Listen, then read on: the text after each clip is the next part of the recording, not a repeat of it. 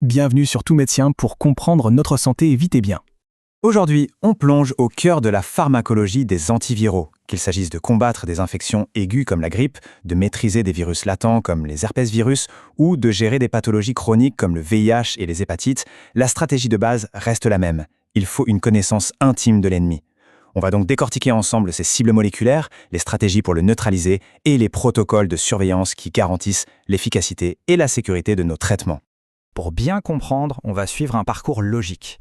D'abord, on va voir pourquoi développer un antiviral est un tel défi. Ensuite, on va littéralement cartographier le cycle du virus pour repérer ses points faibles.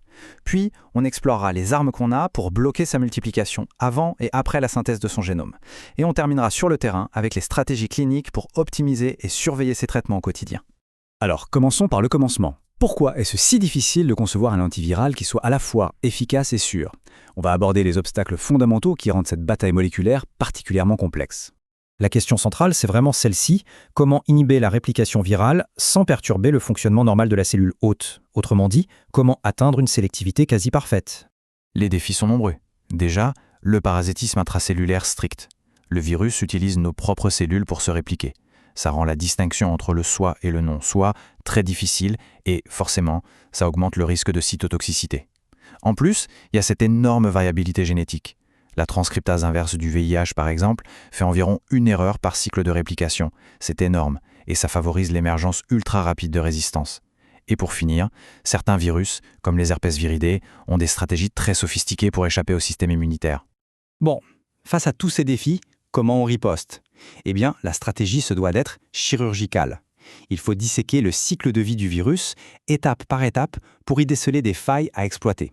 Et ce principe, c'est vraiment la pierre angulaire de toute la pharmacologie antivirale moderne. Plutôt qu'une approche à l'aveugle, on va viser des processus très spécifiques, des processus qui sont essentiels à la survie du virus.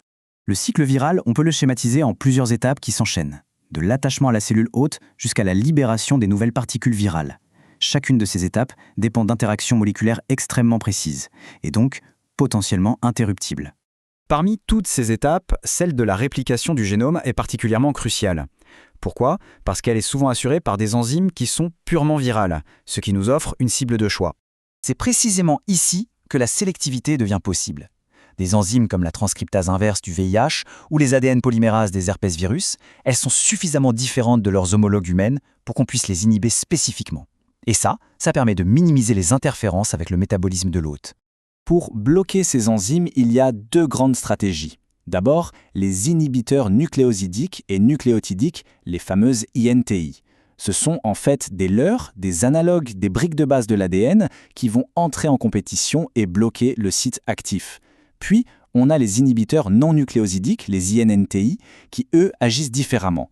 Ils se lient à un autre site de l'enzyme, un site allostérique, ce qui change sa forme et la rend inactive. Ce tableau résume les molécules clés pour chaque classe et leur cible virale principale. Le mécanisme de ces analogues est assez subtil. En fait, ce sont des promédicaments. Ils sont inactifs quand on les administre. Ils doivent être triphosphorylés à l'intérieur de la cellule pour devenir actifs. Une fois activés et intégrés dans la chaîne d'ADN ou d'ARN, ils provoquent un arrêt brutal de l'élongation.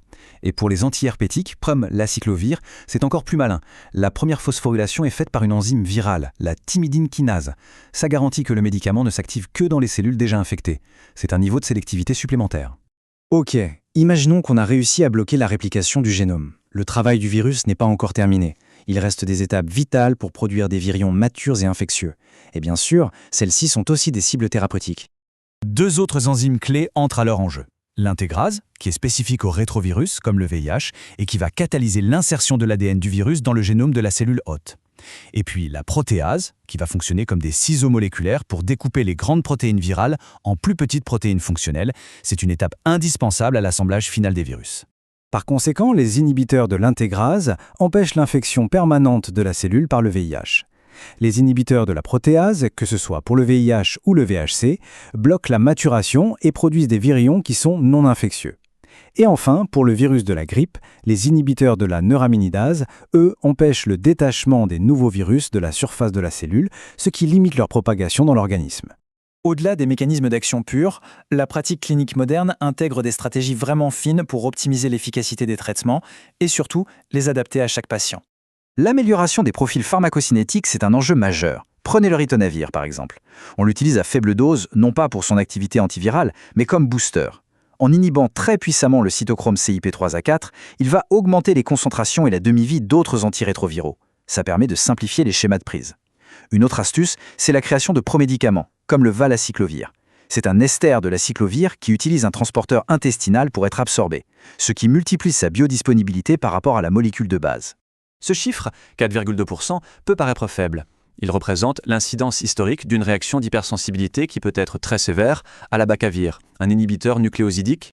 Et c'est là que la pharmacogénétique a révolutionné la pratique. On a compris que ce risque était presque exclusivement limité aux personnes porteuses de l'allèle HLA-B57*01. Aujourd'hui, le dépistage systématique de ce marqueur avant toute prescription d'abacavir est devenu un standard. C'est l'exemple parfait de la transition vers une médecine personnalisée pour prévenir des effets indésirables graves. La prise en charge antivirale aujourd'hui, c'est un processus dynamique et multidisciplinaire. Ça commence par la caractérisation de la cible, on fait un génotypage du virus pour anticiper les résistances. Ensuite, on monitore l'efficacité en mesurant la charge virale, et pour le VIH, en comptant les lymphocytes CD4.